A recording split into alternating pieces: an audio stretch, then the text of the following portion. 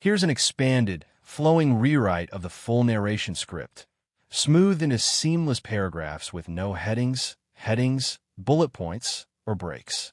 I've kept the dramatic first-person voice, heightened the tension and satisfaction for maximum storytelling impact, and polished the language for better narration flow, while staying faithful to the original content. This version is ready for voiceover use on a channel like HOA Stories. Longer, more cinematic, and even more immersive. My name is Marcus Thompson, and I just bought 50 acres of prime Tennessee land to finally end an 8-year war with the most entitled woman I've ever met. Right now, I'm standing here sipping coffee, watching Delia Kramer. Yes, that's a real name in this nightmare. Have a complete meltdown at my brand new steel gate. Her silver BMW is trapped behind what might as well be $200,000 worth of pure screw you, and the look on her face makes every single penny worth it. For 8 long years, she's been cutting through my property illegally, treating my retirement dream like her personal shortcut to the country club. When I finally said enough and started building a proper fence, she slapped me with a $500 HOA fine for using the wrong shade of white paint. Antique ivory wasn't acceptable. Only Cream Dream met her lofty standards. I'm not even joking. Those were the actual paint names she specified in the violation notice. That's when she made her fatal mistake. She assumed a retired civil engineer with 40 years of reading construction codes until my eyes bled wouldn't know how to fight back. What she didn't realize was that I've been quietly waiting decades for someone arrogant enough to pick a real legal fight with me. Her BMW horn has now been blaring for over 3 minutes straight. That's dedication, I'll give her that. But she can honk until the heat death of a universe. This gate will never open for her again.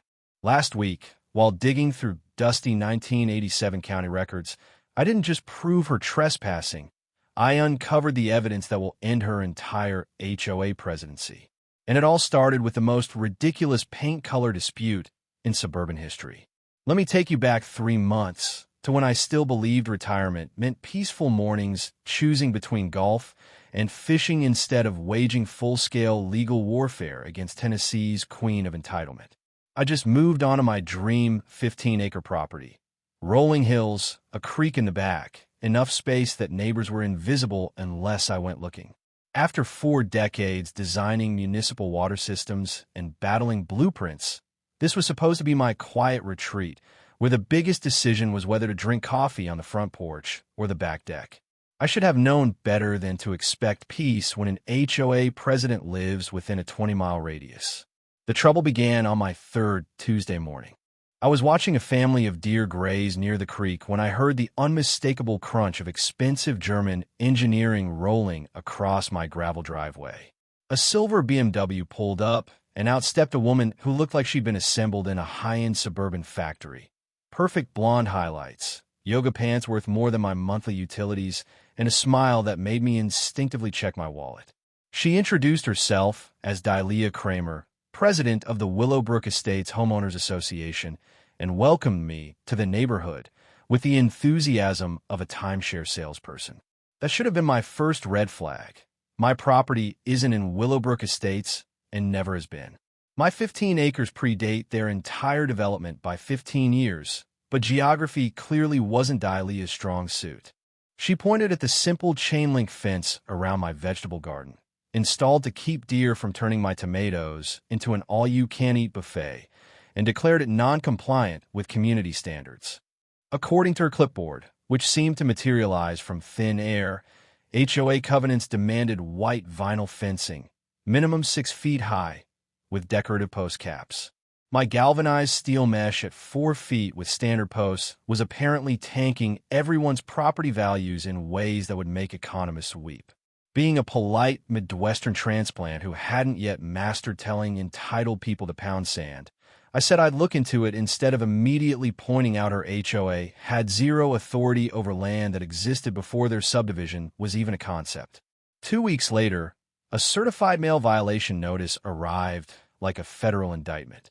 $500 for unauthorized fencing, plus $50 daily fines after 30 days if I didn't comply.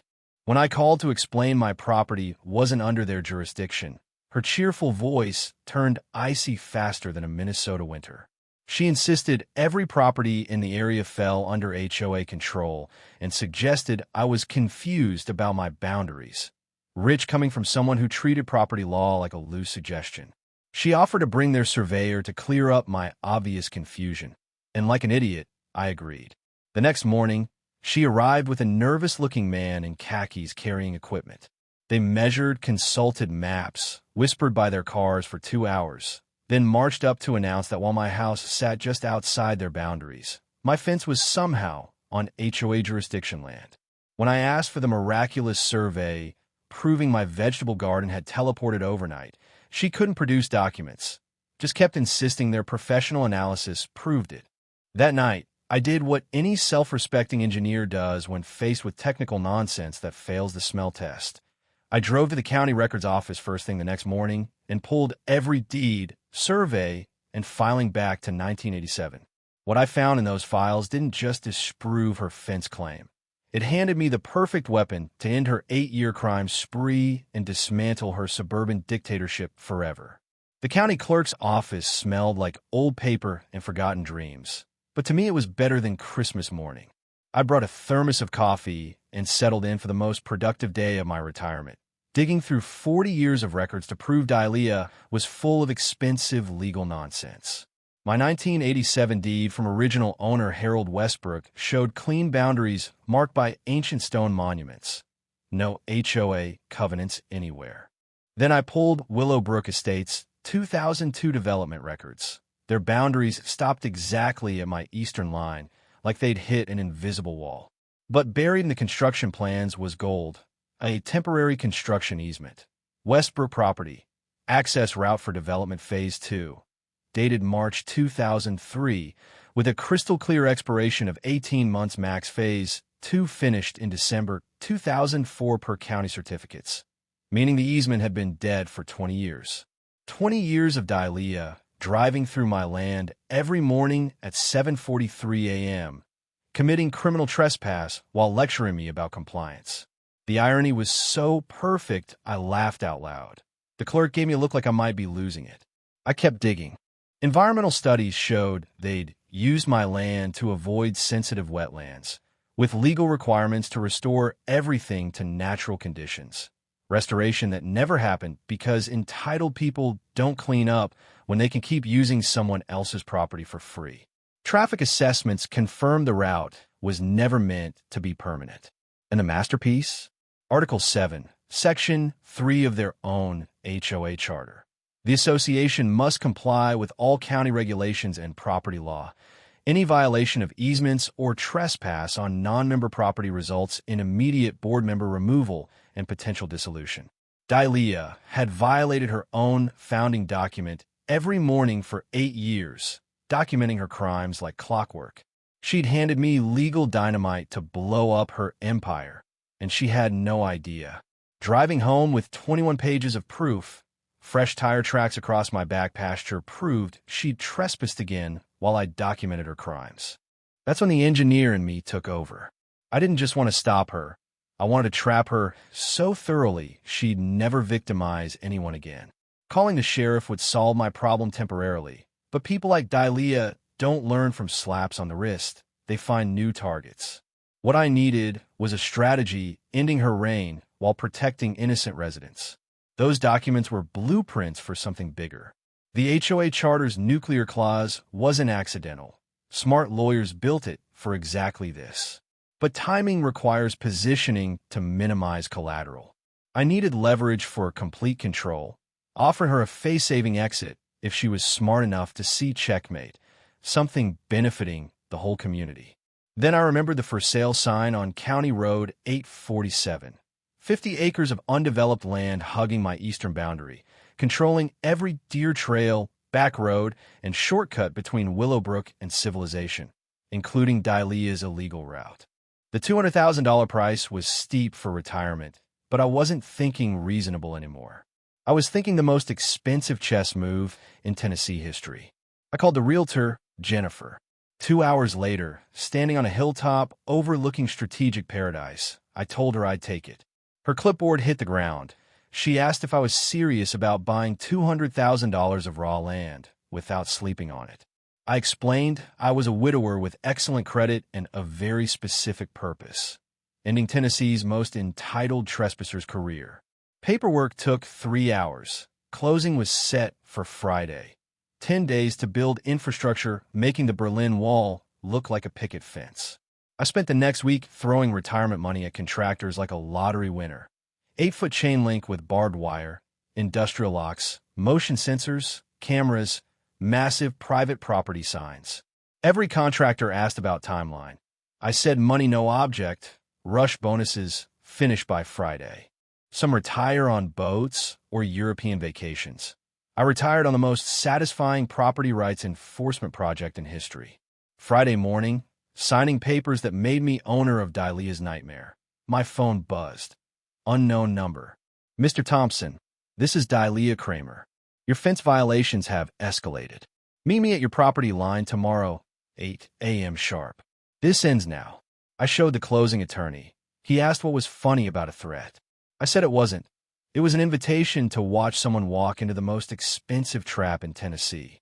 Saturday, 7:55 a.m., thermos in hand and legal ammo ready. I watched her BMW approach like a missile. She stepped out in battle regalia. Power blazer, designer heels, leather briefcase. Behind her, another nervous surveyor. She marched across my lawn, heels punching holes, stopped 6 feet in, and announced we'd resolve this like civilized adults who understand community standards. I sipped coffee, agreed enthusiastically, then casually noted she was committing criminal trespass by standing on my private property without permission. Her mask cracked. Rage simmered. She launched into her speech about my uncooperative fence, malicious interference with established traffic patterns benefiting the neighborhood. When I asked what patterns, she admitted residents had used my back property for years as a convenient shortcut. I started recording, asked her to confirm on camera she meant the route crossing my land without easement or permission. She dramatically produced a thick folder of manufactured legal fiction, adverse possession, prescriptive easement, public nuisance from a real law firm. Impressive nonsense. I flipped through it, politely explaining they'd overlooked something. I pulled the original 2003 easement document, read aloud its expiration in 2004, and noted every use since was criminal trespass under Tennessee law. No prescriptive rights from 20 years of breaking the law. Her face cycled through shades of red. The surveyor stopped setting up, looking uncomfortable. She argued circumstances changed. I explained easements don't work that way. You can't gain rights by consistently violating law, no matter how convenient. She escalated, calling the county planning department to complain about obstruction of a recognized public access route. I sipped coffee, waiting for them to explain no such route existed. After 5 minutes of frustration, she hung up, worldview crumbling. The surveyor, Michael, finished measurements, confirmed lines match county records, no access route. When she suggested fabricating prescriptive easement docs, he explained that would be criminal fraud. He wouldn't risk his license. Then I detonated the nuke. Since she was so interested in boundaries, she'd love knowing I'd closed on the Hartwell property yesterday. The 50 acres controlling every shortcut, including hers. Monday morning felt like a war movie opening. Contractor trucks rolled in for the Great Fence Project of 2025. 8-foot chain link rose fast, sensors every 100 feet, signs visible from space. By 9 a.m., industrial sounds echoed across 50 acres. I was having the time of my retirement watching $200,000 revenge take shape. Dahlia arrived, demanding to speak to whoever was violating codes. Foreman Bobby politely explained permits were approved, work on private land, move her car, or block equipment. She called every agency in Tennessee. Over 2 hours, she learned I'd filed everything perfectly. 40 years of engineering homework paid off. Tuesday, fresh tire tracks on my original 15 acres showed desperation, trespassing elsewhere while fortifying the main route. I extended the fence, creating 165-acre fortress. Wednesday, she showed with a new surveyor claiming errors in boundaries, waving fabricated docs, demanding construction stop. I invited comparison with my certified copies. His credibility evaporated. He apologized, left. She stood alone, reality refusing to bend. Thursday, meltdown. She arrived with bolt cutters, attempting to remove fence sections she claimed were on HOA land. Bobby called sheriff while I recorded. Deputy Rodriguez arrived, explained criminal mischief regardless of imaginary rights. She chose to leave, screaming about lawyers and federal violations. Friday grand finale. Moving truck, 2-day laborers with shovels and crowbars. Her plan to relocate fence for personal access. I called my attorney, Sarah Kai, who arrived laughing at the scene. She documented damage, took statements, warned laborers of felony charges. They fled. Dalia stood holding a crowbar, realizing consequences. Sarah suggested contacting her attorney. What she was doing was multiple felonies. Dalia claimed legitimate HOA rights.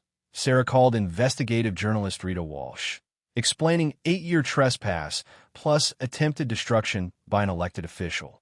Rita arrived with crew in 2 hours. Stories of HOA presidents committing crimes on camera make news directors ecstatic. Saturday, Channel 7 van pulled up. Rita interviewed Sarah, Bobby, Deputy Rodriguez. Sunday's story.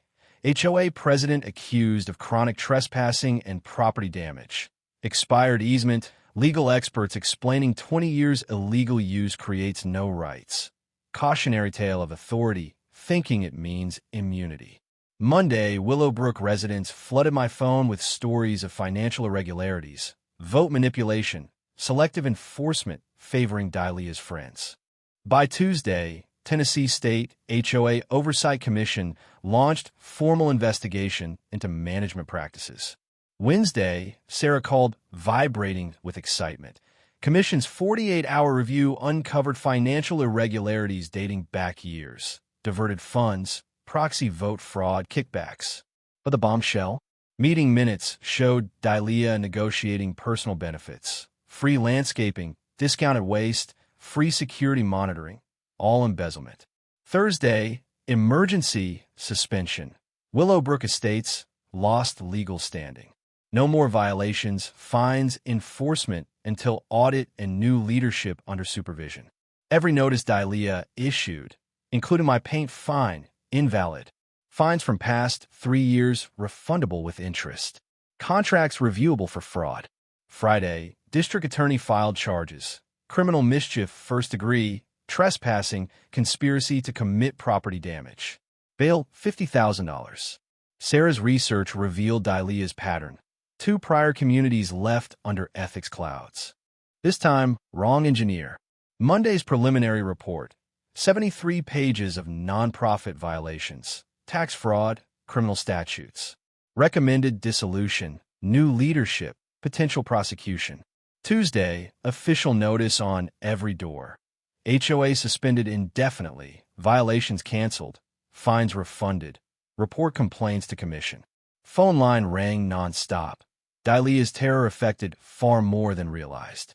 My fence dispute opened 20-year overdue, justice floodgates. Wednesday, Channel 7 reported arrest. Embezzlement, fraud, racketeering. Thursday, state receiver scheduled mandatory meeting for Saturday. Findings, new leadership vote, address issues. Saturday community center parking lot overflowed with furious residents. State receiver Margaret Thompson read statement demolishing Dalia's reputation.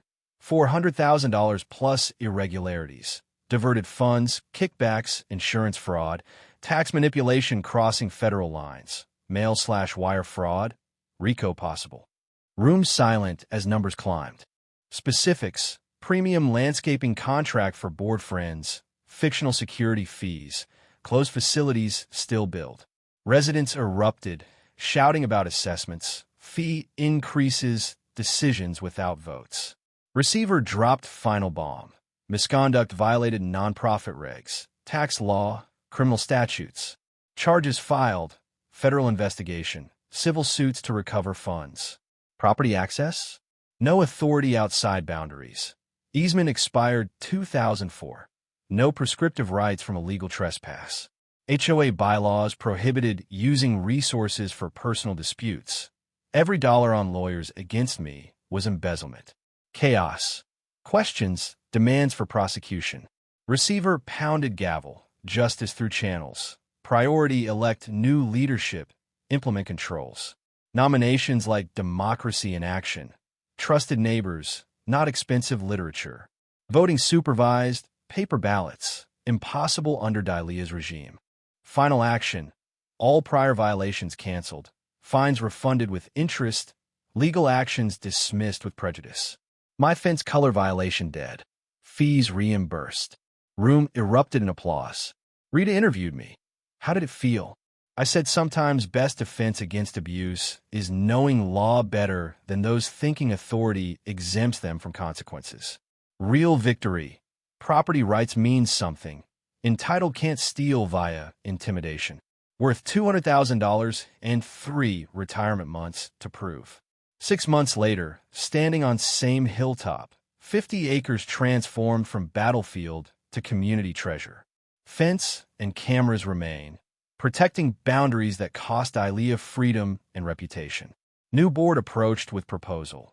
Improve main road, traffic light, turning lanes, to eliminate delay motivating 20 years trespass, funded legitimately.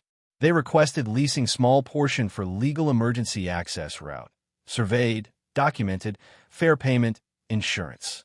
Everything Dahlia should have done decades ago. I agreed, with condition. Instead of payments, establish scholarship fund for local high school students in engineering or law, kids who might not afford college. Money accumulates. Full tuition for 2 yearly at Tennessee State University.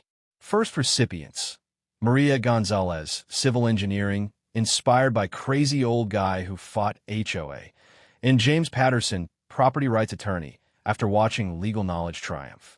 But transformation continued. 20 acres creekside wildlife preserve protecting deer/turkey. 15 acres community gardens teaching sustainable agriculture. 10 acres nature education center with trails, outdoor classrooms. Remaining 5 acres fortified. Permanent reminder property, rights aren't suggestions. Grand opening October. Hundreds of families, kids on trails, parents in gardens. News focused on cooperation/respect resolving disputes, not litigation/prosecution. Rita's follow-up emphasized understanding law and standing against corruption creates lasting benefits, strengthening communities. 1 year later, back porch coffee in hand, watching kids learn conservation where Dahlia committed daily crimes. Irony beautiful. Started with wrong shade white paint, ended with scholarships, now for annually. Gardens feeding food bank, preserve attracting birdwatchers. Dahlia, released last month. Moved Florida, Tennessee property law too complicated for flexible legal boundaries. New board sends Christmas cards, invites, refreshing for violation notices. Best part? Families enjoy facilities because sometimes retirement savings must prove entitled can't steal through bureaucratic intimidation. Property rights still means something, defended with knowledge, patience, occasionally expensive education for suburban dictators. Have you ever dealt with an HOA president confusing leadership with ownership of others' property? Drop a comment about handling entitled neighbors. Sometimes best stories from ordinary people refusing bureaucrats steal rights. That's today's HOA madness. If justice served made your day, like, share thoughts, subscribe. More outrageous showdowns coming.